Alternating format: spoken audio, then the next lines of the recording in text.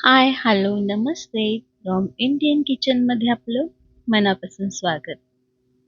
तुम्हाला आपल्या डिश बघून समजलंच असेल की आज आपण काय बनवणार आहोत.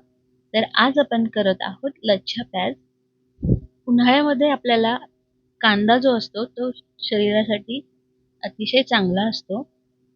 पण नेहमी फक्त साधा आपला जो नॉर्मल कांदा असतो आपण खातो तो तसाच खाण्यापेक्षा थोडंसं काहीतरी वेगळं आणि चवही त्याची छान लागेल असं जर आपण केलं तर नक्कीच सगळे आवडीने कांदा खातील.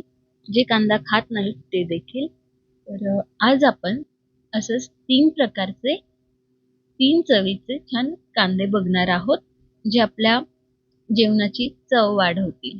याकरता आपण इथे मध्यम आकाराचे 3 कांदे घेतलेले आहेत आणि ह्याचे छान बारीक स्लाइस करून घेणार आहोत. तुम्हाला हवं तर तुम्ही हे उभ्या फोडींमध्ये देखील कट करू शकतात. जसं एरवी आपण भाजीसाठी उभ्या फोडी करतो त्या पद्धतीने, किंवा असं केलं तरीही चालेल. चौकोनी तुकडे केले तरीही चालतील. आपल्या आवडीनुसार तुम्ही याला चिरून घेऊ शकतात. त्याला मी थोडंसं मोकळं करून घेते.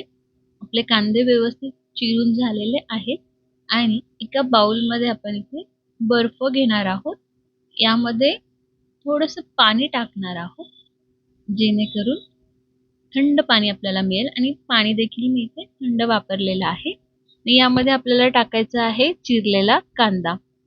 हे याकरता करायचं आहे आपल्याला की त्यातला जो एक्स्ट्रा थोडा कडवटपणा असतो तो निघून जाईल आणि कांदा फ्रेश राहील.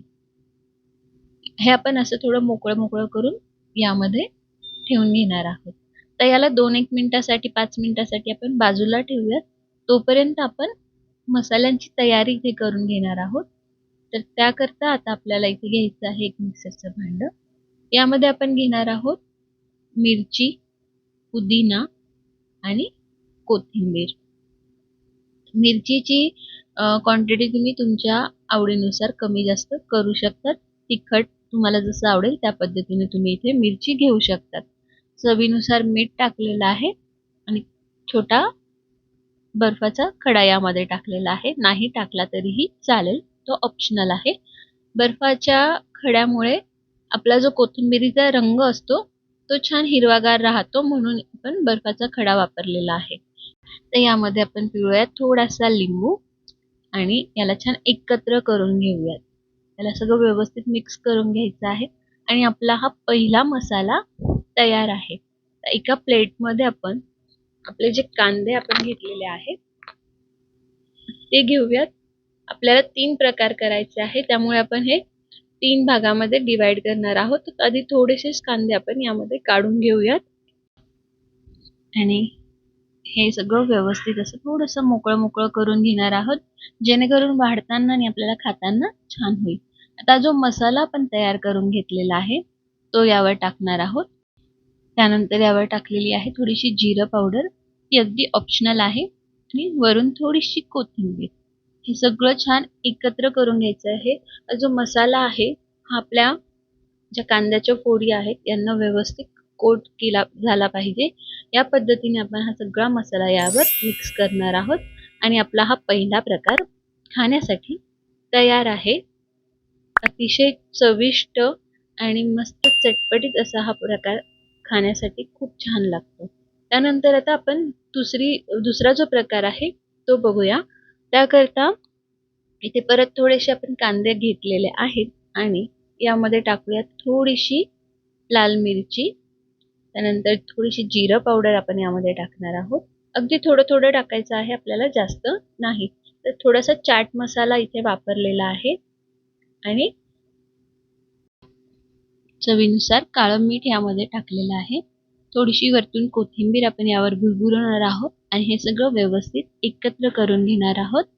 तसंच पहिल्यासारखं सगळं याला व्यवस्थित कोट होईल हे सगळा मसाला या पद्धतीने. आणि आपला हा दुसरा देखील चटपटीत असा तिखट चटपटीत असा हा आपला पुढचा कांद्याचा प्रकार तयार आहे. तर याच पद्धतीने तुम्ही देखील करून बघा आणि जर तुम्हाला व्हिडिओ आवडत असेल तर एक लाईक नक्की करा. चॅनलवर नवीन असाल तर सबस्क्राईब करायला विसरू नका. सबस्क्राईब केल्यानंतर शेजारील बेल आयकॉनवर क्लिक करा म्हणजे अशाच येणाऱ्या नवनवीन व्हिडिओंचं नोटिफिकेशन तुम्हाला मिळत राहील. तर आपला तिसरा आणि शेवटचा प्रकार इथे आपण बघणार आहोत. त्याकरता उरलेले सगळे आपण कांदे इकडे काढून घेतलेले आहेत आणि यावर आपण आता टाकणार आहोत दही. छान एकसारखं केलेलं दही यावर मी घेतलेलं आहे आणि यामध्ये टाकूयात थोडीशी जिरं पावडर, काळं मीठ, थोडीशी कोथिंबीर आपण यावर घेणार आहोत आणि अगदी थोडंसं तिखट आपण यावर टाकणार आहोत चवीकरता. जास्त तिखट वापरायचं नाहीये. जे आपण यामध्ये दही टाकलेलं आहे तेवढ्यापुरतंच अगदी थोडंसं तिखट आपण यावर टाकणार आहोत. आता हे सगळं व्यवस्थित एकत्र करून घेऊया. छान आपला हा तिसरा प्रकार तयार आहे. तर तुम्ही देखील याच पद्धतीने करून बघा. कसं झालं आहे कमेंट्समध्ये कळवायला विसरू नका. हे आपण आपल्या आवडीने खाऊ शकतो. आपल्या रोजच्या जेवणामध्ये देखील हा आपण प्रकार ताटात घेऊन याला सर्व करू शकतो किंवा तुम्हाला हवं तर तुम्ही हे थालीपीठ दशमी सोबत खाऊ शकतात. खूप छान लागतं. भाताबरोबर खाऊ शकतात. याच पद्धतीने तुम्ही देखील करून बघा आणि आवडलं तर लाईक करा.